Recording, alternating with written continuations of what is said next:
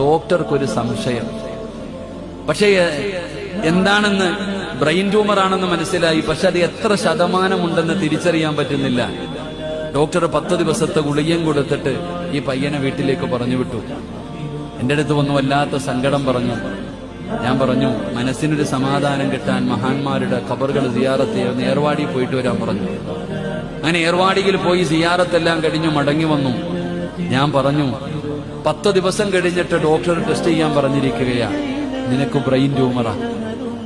ഞാൻ ആ ഉമ്മയോടും ആ മകനോടും പറഞ്ഞു, നിങ്ങൾക്ക് ബ്രെയിൻ ട്യൂമറാണ്, പേടിക്കൊന്നും വേണ്ട.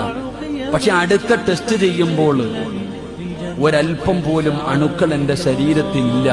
നിയത്ത് ചെയ്യണം, ഒരു പള്ളി കെട്ടിക്കൊടുക്കാമെന്ന്, ഒരു ചെറിയ മസ്ജിദ് കെട്ടിക്കൊടുക്കാം. അള്ളാഹു ഈ രോഗം മാറ്റി തന്നാൽ ഞാനൊരു ചെറിയ മസ്ജിദ് കെട്ടിക്കൊടുക്കാമെന്ന് നിയത്ത് ചെയ്യാൻ പറഞ്ഞു. മാറിയ കെട്ടിക്കൊടുത്താൽ മതിയെന്ന്. 13 ദിവസം കഴിഞ്ഞ് പോയി ടെസ്റ്റ് ചെയ്തു. ഡോക്ടർ 2 റിസൾട്ടും എടുത്തിട്ട് പറയുന്നു, ആദ്യത്തെ റിസൾട്ടിൽ 68% ഉണ്ടായിരുന്നു, രണ്ടാമത്തെ റിസൾട്ടിൽ ഒരു അംശം പോലുമില്ല. ഇതാണ് സദഖ. നബി തങ്ങൾ പറഞ്ഞു, സദഖത്തു റദ്ദുൽ ബലാ, സദഖ വിപത്തുകളെ തട്ടിമാറ്റും.